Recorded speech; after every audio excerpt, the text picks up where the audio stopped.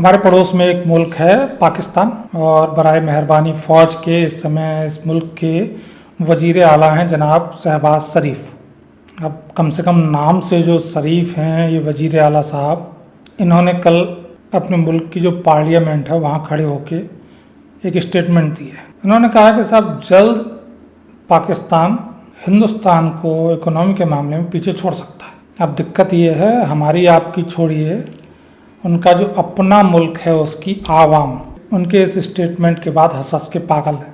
पेट पकड़ के हंस रहे हैं, ज़मीन पर लोट लोट के हंस रहे हैं, ठीक है ना, ताली पीट पीट के हंस रहे हैं और कह रहे हैं शहबाज शरीफ साहब एक और सुनाइए, मज़ा आ गया। राम राम, मेरा नाम अजय सिंह, स्वागत है आपका मेरे यूट्यूब चैनल बसर पर। एक बला है जिसकी अक्सर सोशल मीडिया पर बड़ी चर्चा रहती है, जिसे कहते हैं वर्ल्ड हैप्पीनेस इंडेक्स।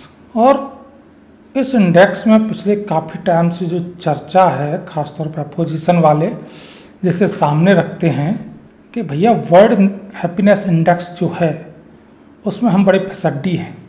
इतने फिसड्डी हैं कि हमारे पड़ोस में जो एक मुल्क है ना, लुटा पिटा मिटा सा श्रीलंका, वो हमसे आगे है। एक दूसरा मुल्क है भीख का कटोरा पकड़े पाकिस्तान, लेकिन कमाल ये है कि हैप्पीनेस इंडेक्स में वो भी हमसे आगे है। ये मैं नहीं, ये रिपोर्ट कहती है। भैया यूरोप की संस्थाओं, अमेरिकन संस्थाओं की रिपोर्ट है, तो मैं और आप जैसे लोग भैया कैसे उसको गलत कह दें, तो सही होगी। और इसके लिए सही मान लेने के लिए आप वर्तमान में कुछ लोगों की हालत देखिए कि पूरी दुनिया में जो कहा जा रहा है, और हमको भी ऐसा नहीं दिखता है कि जो पिछले 10 साल में इतना शानदार कार्यकाल रहा है प्रधानमंत्री मोदी जी का, इतने शानदार तरीके से उन्होंने काम किया है, उसके बावजूद भी उन्हीं की पार्टी के कुछ पुश्तैनी वोटर कह रहे हैं साहब मज़ा नहीं आया, हम उनके काम से बिल्कुल हैप्पी नहीं फील कर रहे। तो भैया जब ये स्थिति है तो हैप्पीनेस इंडेक्स में कैसे ऊपर जाओगे, नीचे ही रहोगे ना पाकिस्तान से। वो इतनी बदतरीन हालत में भी हंस के कहते हैं और सुनाओ, और आप इतने अच्छे हालत में भी कहते हो कि नहीं जी हम बिल्कुल हैप्पी फील नहीं कर रहे हैं। तो पाकिस्तान की कम से कम इस चीज़ के लिए तो हम आप तारीफ़ कर सकते हैं कि वहाँ फ़ौज की जूतों के नीचे कुचले जाते और शहबाज शरीफ जैसे प्रधानमंत्री को झेलते जो वहाँ की आवाम है, वो आज भी अपने प्रधानमंत्री के सुनाए चुटकुले पर कम से कम हंस लेती है। खैर पाकिस्तान को किनारे रखते हैं, हम अपनी बात कर लेते हैं। अगर मैं अपनी बात करूँ तो कायदा तो यही है कि शहबाज शरीफ के चुटकुले पर हंसने का हमें हक नहीं है। अगर मैं आज से सिर्फ 30 साल पहले चला जाऊँ, सिर्फ 30 साल, तो पाकिस्तान और हिंदुस्तान की जो करेंसी है इनका लेवल लगभग एक था। और जैसे ही आप 35 साल पीछे जाइएगा तो पाकिस्तान हमसे थोड़ा ऊपर निकल जाएगा, पाकिस्तान हमसे थोड़ा ऊपर निकल जाएगा। और बात महज करेंसी की नहीं है। करेंसी के लिए तो कोई कह सकता है कि भैया रूस का जो करेंसी है वो हमसे कमज़ोर है आज की डेट में। विकास के जो पैमाने होते हैं उनमें कोई ऐसा नहीं था कि जिसमें पाकिस्तान के हालात हमसे कुछ बेहतर ना हो। और ये ज़्यादा पुरानी बात नहीं है, महज 35-40 साल पहले की बात। जो आर्थिक सुधार हमने 1990 के दशक के बाद अपनाए, नरसिम्हा राव साहब प्राइम मिनिस्टर थे उस समय, और उसका बड़ा श्रेय आज भी डॉक्टर मनमोहन सिंह साहब को दिया जाता। आपको जान के बड़ा आश्चर्य होगा कि वो सुधार हमने कहीं ना कहीं पाकिस्तान से ही सीख के अपनाए थे। पाकिस्तान को ही कॉपी किया गया था इस मामले में, और पाकिस्तान वो सुधार हमसे 2.5 दशक से भी पहले कर चुका था। मन्नू अंकल जो हैं अपने, उन्होंने जो किया आर्थिक सुधार के नाम पे, वो पूरा का पूरा जो कॉन्सेप्ट था वो महबूब अली हक पाकिस्तान के अर्थशास्त्री थे, उनका उठाया हुआ। जो उन्होंने उस समय पॉलिसी अपनाई थी उसी में थोड़ा बहुत इधर से उधर करके अपने इधर सेट कर दी, कॉपी पेस्ट था ये भी। तो भैया मेरी बात हो सकता है सुन के आपको अच्छा नहीं लगे, लेकिन सच्चाई यही है। पाकिस्तान की उसके बाद बदकिस्मती रही कि जो जनाब जियाउल हक के बाद का दौर था, उनके कत्ल के बाद का दौर कहना सही है, उसके बाद पाकिस्तान की किस्मत में बेईमान अय्यास टाइप के लोग आते गए और पाकिस्तान की जो रफ्तार थी आर्थिक वो धीमी पड़ती गई। एक टाइम था जब आप जो पाकिस्तान की जीडीपी थी, जीडीपी ग्रोथ रेट जो थी इनकी, वो 8 और 9 के आसपास। जियाउल हक के बाद जो ये सर्केबल होना शुरू हुई तो उसके बाद बस रफ्तार पकड़ती ही गई। फिर भी मुशर्रफ साहब का भी दौर आया, और मुशर्रफ साहब की दिक्कत ये थी कि उन्हें एक पड़ी लकड़ी उठाने की बीमारी होती है, मुशर्रफ साहब को पड़े उल्टे पुंटे उठाने की बीमारी थी। बड़ी हरकतें की दूसरों के फटे में टांग देने की उनकी बीमारी ने, और इसने पाकिस्तान की जो बदतरी है उसकी तरफ पाकिस्तान को और धकेल दिया। ये तो पाकिस्तान के अंदरूनी हालात, और इतनी बदतरीन हालत में भी पाकिस्तान लगभग हमारे मुकाबिल खड़े रहने में कामयाब रहा। ऐसा नहीं कि पाकिस्तान एकदम से धड़ाम गिर गया हो। और वो जो कामयाबी पाकिस्तान की थी उसके पीछे एक बड़ी वजह तो खुद हम थे, हिंदुस्तान, भारत की सरकार, क्योंकि वो उधर से समंदर से आतंकी भेजते रहे, हम माल व असबाब के जहाज भेजते रहे, वो बॉर्डर से AK-47 लेके और ड्रग्स लेके लोगों को भेजते रहे, हम यहाँ से चावल, चीनी, टमाटर भेजते रहे ट्रेन और ट्रक भर भर के। जो व्यापार चलता रहा, इस व्यापार का जो बड़ा फायदा था वो पाकिस्तान के हिस्से का था। हम उन्हें भैया पानी दे रहे थे और अपने हिस्से का ही पानी दे रहे थे, और उस पानी को पी पी के पाकिस्तान हमें कोस रहा था।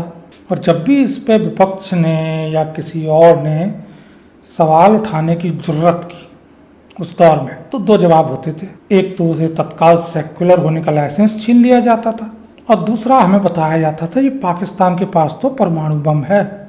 हमको 20 साल ये रियलाइज करने में लग गए कि भैया हमारे पास भी है, और जो हमारे पास है वो गोभी नहीं है पकाने के लिए, उसको ही परमाणु बम ही कहते हैं, और इवन पाकिस्तान से बड़े वाला है। क्या देर आए दुरुस्त आए, 2014 में सरकार बदली, मोदी जी आए। मोदी जी ने शुरुआत में कृष्ण की चेतावनी वाले लिहाज से काम करना शुरू किया, 2 साल प्रयत्न किया, वही कि वो न्याय अगर तो आधा दो, पर उसमें भी यदि बाधा हो दे दो, केवल 5 ग्राम रखो अपनी धरती तमाम, कुछ उसी लहजे में शांति संदेश मोदी जी ने भी दिया, लेकिन पाकिस्तान को ना समझना था ना समझा। तो फिर 2016 के बाद नट बोल्ट पेयरिंग टाइट करने का काम शुरू किया, और जो शुरू किया गया उसका परिणाम अब सामने है, और जो सामने है आज हाल, वो मुझे आपको बताने की दरकार नहीं। भूखा नंगा भिखारी पाकिस्तान अब परमाणु बम की नहीं बातें करता है ये पाकिस्तान। अब इसे दाल आटे चावल की बात करने से फुर्सत नहीं है, परमाणु बम की बात कहाँ से करेगा। लेकिन भैया सीमा के इस तरफ यानी अपने देश हिंदुस्तान में पाकिस्तान के पालतुओं की कमी नहीं है। इतने तो शायद पाकिस्तान में नहीं है जितने यहाँ हैं। कुछ दिन पहले कश्मीर में फारूक अब्दुल्ला जो है उसने बताया था कि ना POK क्या सोचना नहीं, परमाणु बम है। पाकिस्तान धमकी नहीं देता, अभी यहाँ वाले उनकी तरफ से देते हैं, उनके पालतू भौंकते हैं। फारूक की मजबूरी है, आप समझिए कि टेररिज्म जो था कश्मीर में सिर्फ एक समस्या नहीं थी, पूरा बिजनेस था, और उस बिजनेस के शेयर होल्डर फारूक अब्दुल्ला और मुफ्ती मोहम्मद और उसकी लौंडिया भी जो थे वो थे, इसमें कोई शक नहीं। तो जिनका व्यापार बंद हुआ उन्हें दर्द होगा। लेकिन ये भैया जो अपने कांग्रेस वाले मणिशंकर अय्यर हैं, इनको क्या चुलक है कि मणिशंकर अय्यर ने बयान दिया कि साहब पाकिस्तान से तो हमको मधुर रिश्ते रखने ही चाहिए, पाकिस्तान के पास परमाणु बम है, इसलिए हमें उनके साथ व्यापारिक ये वो संबंधों को तरजीह देनी चाहिए। जैसे मणिशंकर का बयान ऐसा नहीं है कि बस किसी ने सवाल पूछा उसने दे दिया, सोच समझ के टारगेटेड बयान है। भारत में जो हिंदी पट्टी की 70% के करीब मुस्लिम आबादी, जो मुस्लिम अपर कास्ट कहना चाहिए सीधे, उसमें लगभग हर दूसरा व्यक्ति वो है जिसकी पाकिस्तान में कुछ ना कुछ रिश्तेदारी है। नई पीढ़ी अब नई रिश्तेदारी नहीं जोड़ रही है, क्योंकि हालात बदल गए। पुरानी पीढ़ी जो इससे पिछली थी उसे लगता था कि बस पाकिस्तान पहुंच गई लौंडिया तो जन्नत पहुंच गई, बड़ी खुशहाली है साहब, यहाँ तो हम गलती कर गए, वो चचा जान सही थे जो उस समय चले गए। लेकिन अब हालात तो उलट गए। बेटी देना तो दूर की बात है, उस तरफ पैर करके भी कोई मुसलमान लड़की सोने को तैयार नहीं है। उसे मालूम है कि भूखों नंगों का देश है, वहाँ जाके क्या मरना है, खांसी जुकाम की दवाई पैदा नहीं है उनके यहाँ, इतना बदतरीन हाल है, वो भी चीन से आती है। तो ऐसे मुल्क में जाने की ख्वाहिश कम से कम यहाँ की कोई मुस्लिम लड़की रखती होगी, मुझे नहीं लगता। तो नई पीढ़ी उतनी रिश्तेदारियाँ नहीं कर रही है, लेकिन जो इससे पिछली पीढ़ी थी उसकी तमाम रिश्तेदारियाँ पाकिस्तान में, खासतौर पे यहाँ की बेटियाँ पाकिस्तान ब्याहने का बड़ा शौक था यहाँ के मुसलमानों को। और उसमें भी एक चीज़ ये है कि वैसे भी नंगे भूखे कंगलों से हर कौन रिश्तेदारी चलाता है मुसलमान, लेकिन है तो यहीं का। और आप समझ लो कि कितना नंगे भूखे कंगलों से रिश्तेदारी चलाने में यकीन रखते होता ही वो रखते होंगे। खैर फिर भी मणिशंकर अय्यर को लगता है कि ये मुद्दा उठाने से इस वोट पर प्रभाव डाला जा सकता है, और पूरी तरह से झूठ भी नहीं लगता। अभी भी एक वर्ग है मुसलमानों में जैसे लगता है कि पाकिस्तान से सब सही हो तो उधर के इधर आएँ, इधर के उधर जाएँ, रीत चले बात चले, भाईजान उधर भूखों मर रहे हैं, कुछ उनका भी फ़ायदा होना चाहिए। इसके अलावा मणिशंकर साहब के निजी ताल्लुकात भी पड़ोस के मुल्क में बड़े अच्छे रहे, और सुना तो मैंने ये है कि जो मधुर प्रेम संबंध पड़ोस के मुल्क में थे मणिशंकर के, उनके कुछ प्रकार प्रमाण भी आईएसआई के पास हैं।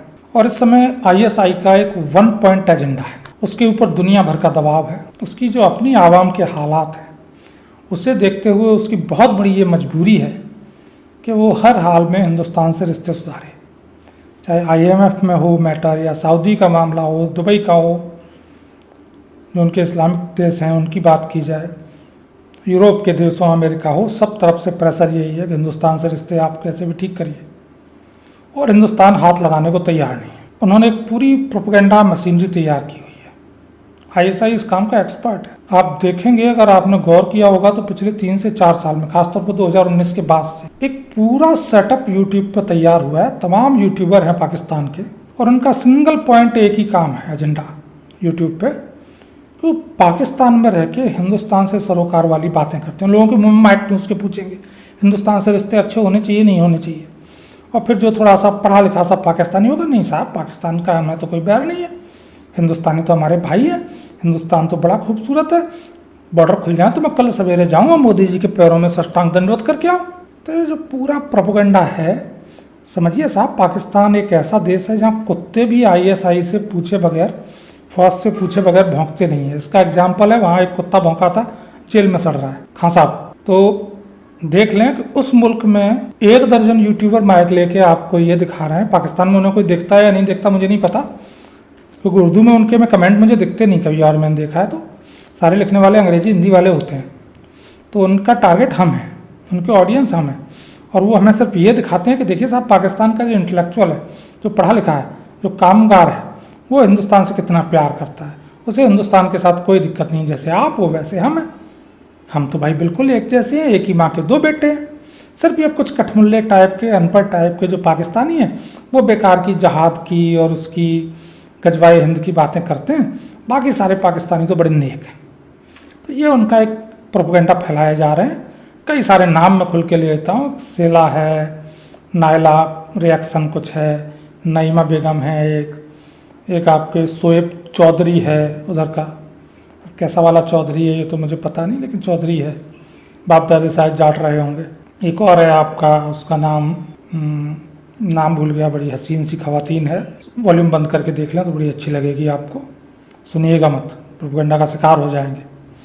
तो इन सबको दिन रात इसी काम पे आईएसआई ने लगाया और काफ़ी हद तक ये अपने मकसद में कामयाब भी हैं। हमारे आपके दिमाग में उन्होंने ये बैठा दिया कि नहीं ठीक है, दुश्मनी अपनी जगह, लेकिन पाकिस्तान में सारे लोग बुरे नहीं हैं, ये आपके दिमाग में घुसा है, मानिए, यकीन मानिए। और इसी का जो अगला स्टेप है वो हैं आपके फारूक और ये मणिशंकर छाप लोग। ये जब इस तरह के बयान देंगे, इलेक्शन के दौरान देंगे, और कहीं ना कहीं जो अगली सरकार आएगी या मोदी सरकार है, 4 तारीख के बाद जब मोदी जी तीसरी बार शपथ लेंगे, तो उनके ऊपर भी एक प्रेशर होगा कि देखिए साहब, आपके देश की आवाम चाहती है, आपका अपोजिशन चाहता है, तो आपको भी पाकिस्तान से बात करनी चाहिए, रिश्ते सुधारने चाहिए।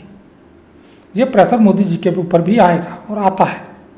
इंटरनेशनल कम्युनिटी एक चीज़ है भाई। गांव में हम लोगों के गांव समाज में होता है ना कि किसी पड़ोसी से आपका झगड़ा है, शादी ब्याह आपके घर में है, तो आपके रिश्तेदार आएंगे, कुछ ऐसे होंगे जो कॉमन होंगे, उससे भी रिश्तेदारी होगी, तो वो बीच में बैठ के प्रेशर बढ़ाएंगे, नहीं साहब नहीं होता, उसे भी दीजिए, लड़ाई अपनी जगह, तो आप उसे मनाने चाहोगे कि चल भाई कोई बात नहीं, आ जा। कुछ कुछ इंटरनेशनल बिरादरी में भी चलन यही चलते हैं। तो मोदी जी के ऊपर भी प्रेशर होगा, और उस प्रेशर के लिए ये जो पूरी आईएसआई की स्ट्रेटजी है उसे यूट्यूब भी फॉलो कर रहे हैं, और उसी का हिस्सा है मणिशंकर अय्यर का बयान, या ऐसे जैसे औरों के बयान। खैर, मणि कुछ भी बके, कुछ भी कहे, आप बस एक बात याद रखना, बात वही जो मिर्ज़ापुर में गुड्डू भैया ने कही थी। कही तो जौनपुर में थी, मिर्ज़ापुर के गुड्डू भैया ने जौनपुर में बैठ के कही थी। ये कहना ज़्यादा सही है। अजीब चूतिया हो शुक्ला यार, सांप अगर घर में आके दोस्ती भी कर ले, रहेगा तो जहरीला ही। राम राम।